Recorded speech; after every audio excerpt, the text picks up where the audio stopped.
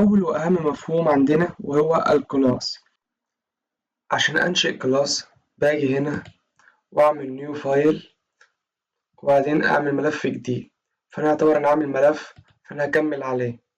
أول حاجة بعمل إيه؟ عشان أنشئ كلاس هكتب كلمة كلاس وبعدين اسم الكلاس نفسه، وأنا كاتب هنا employee اللي هو الموظف، وبعدين منساش النقطتين دول. كده أنا عملت كلاس باسم الموظف. هذا الكلاس يحتوي على attribute للموظف زي الاسم والعمر والمرتب وغيره، وأيضا يحتوي على ميثود. أنا بعد لما أنشأت هذا الكلاس في ميثود مهمة عندي جدا بستخدمها في لغة بايثون وهي دالة init، بس دي دالة جاهزة. احنا عارفين في بايثون في دوال جاهزة وفي دوال أنا اللي بعملها، ودي اللي هنشوفه كمان شوية. أما دالة init دي دالة جاهزة وليها وظيفة معينة، أنا بستخدمها ليه؟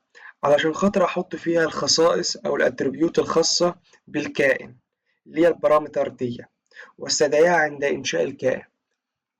يعني أنا بستخدمها عشان أحط فيها البارامتر اللي خاصة بالكائن وبستدعيها عند إنشاء الكائن. الدالة ديت بتحتوي على معاملات. المعامل الأول فيها بيكون سيلف، يعني المعامل الأول في الدالة دي على طول بيكون سيلف، وبعدين ببدأ أحط البارامتر اللي خاصة بالكائن بتاعي زي النيم والايج والسالري.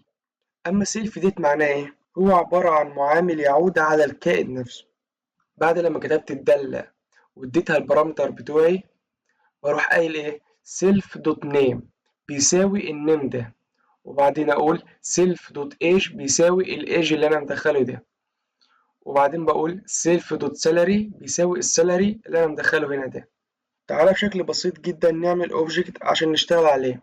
يبقى عشان اضيف كائن لازم اطلع من الدالة دي، تمام، وبعدين اطلع من الكلاس نفسه عشان اضيف اوبجكت جديد، تمام. وهقول مثلا ايه؟ امبلوي واحد مثلا، اقول الامبلوي واحد بيساوي ايه بقى؟ عشان بقى لما اجي اعرف الاوبجكت بديله اي اسم هنا مثلا، وبيساوي الكلاس نفسه اللي هو ايه؟ الامبلوي، تمام. اقول له امبلوي، حتى بص طلعت لك هنا، وبعدين افتح قوس. شوف اول ما افتح قوس بيقول لي ايه؟ دخل الاسم اللي هو كان البارامتر هنا. فانا هقول له مثلا هو كده سترينج، فاقول له مثلا احمد، وبعدين اول ما اعمل فصل هيقول لي دخل العمر، اقول له مثلا 20، واول ما اعمل فصل هيقول لي دخل السالري المرتب بتاعه قد ايه، اقول له مثلا 8000 مثلا. كده انا عملت اوبجكت. اول حاجه بقول اسم الاوبجكت نفسه، وبعدين بيساوي اسم الكلاس، وبعدين بدخل الاتريبيوت بتاعتي، تمام. زي هو عايز الاسم فقلت له احمد، عايز العمر قلت له 20، عايز السالري قلت له 8000، تمام. عشان اطبع الكلام ده بقول ايه؟ بقول برنت وافتح قوس وادخل له الامبلوي واحد مثلا، اقول له امبلوي واحد دوت، عايز يطبع لي ايه؟ العمر ولا النيم ولا السالري؟ اقول له مثلا النيم، وبعدين اقول له مثلا تاني اطبعهم لي كام نوبة، واخليه هنا اللي هي عمر مثلا، تمام. واخلي هنا مثلا السالري. تعال رن الكود كده. شوف عندك كده اول حاجة في الامبلوي واحد طبع لي الاسم بتاعه اللي هو احمد، وبعدين طبع لي العمر بتاعه اللي هو 20 سنة، وبعدين طبع لي السالري اللي هو 8000. كده احنا عملنا اول موظف اللي هو الامبلوي واحد. طب انا عايز اعمل ميثود تحسب السالري بتاعه كامل بالتارجت اللي هيحققه. هقول ديف وبعدين ادي اسم للدالة بتاعتي واديها التوتال سالري، وبعدين ادخل القيمة سيلف والتارجت اللي هو البونص اللي هياخده على المرتب بتاعه، تمام.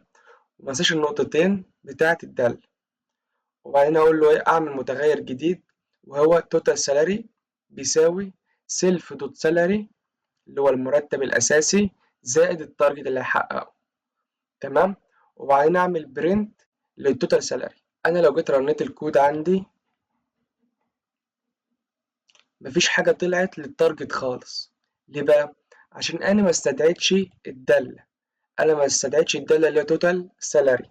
عشان كده لازم أعمل استدعاء للدالة وأطبعها على الموظف الأول. فهاجي هنا مثلا وهقول له الإمبلوي واحد دوت. شوف أول ما أعمل دوت هيقول لي التوتال سالاري أهي، الدالة عندنا أهي. تمام.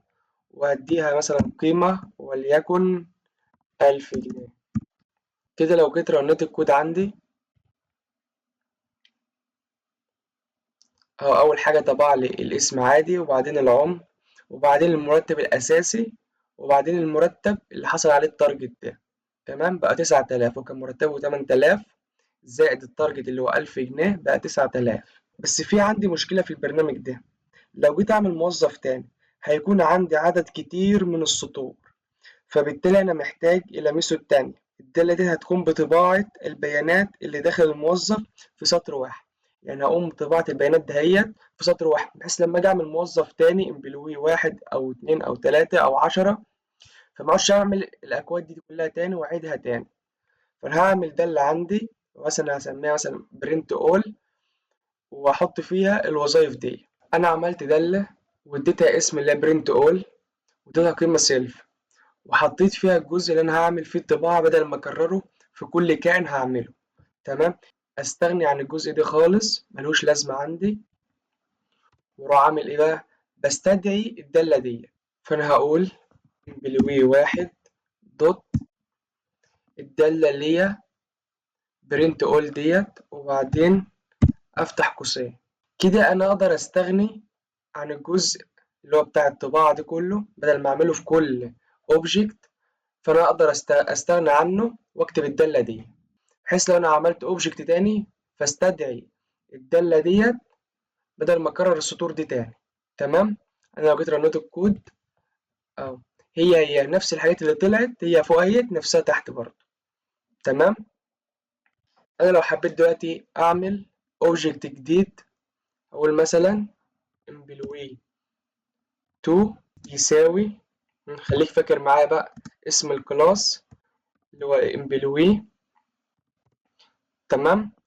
وبعدين افتح قوس وادخل له القيم بتاعتي اللي هي النيم. اول حاجه الاسم، قيمه سترينج مثلا هسميه علي. تمام. تاني حاجه عندنا وهي العمر، مثلا هقول له 25. تمام. تالت حاجه عندنا وهي المرتب بتاعه، مثلا 10000. كده انا عملت الامبلوي 2.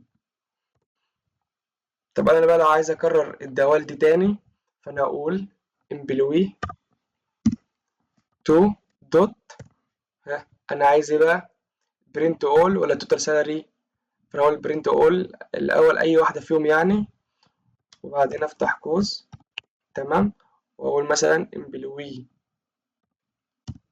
2 دوت توتال سالاري. تمام. واديها قيمه وليكن 2000 جنيه. تمام. فانا كده عملت الاوبجكت التاني اللي هو الامبلوي 2، اسمه علي، سنه 25، المرتب بتاعه 10000. تمام. والتارجت بتاعه 2000. تمام. كده انا لو جيت رنيت الكود عندي اهوت هيقول لي الموظف الاولاني اللي هو احمد سنه 20 بيقبض 8000، ده المرتب الاساسي. المرتب بالتارجت بتاعه 9000.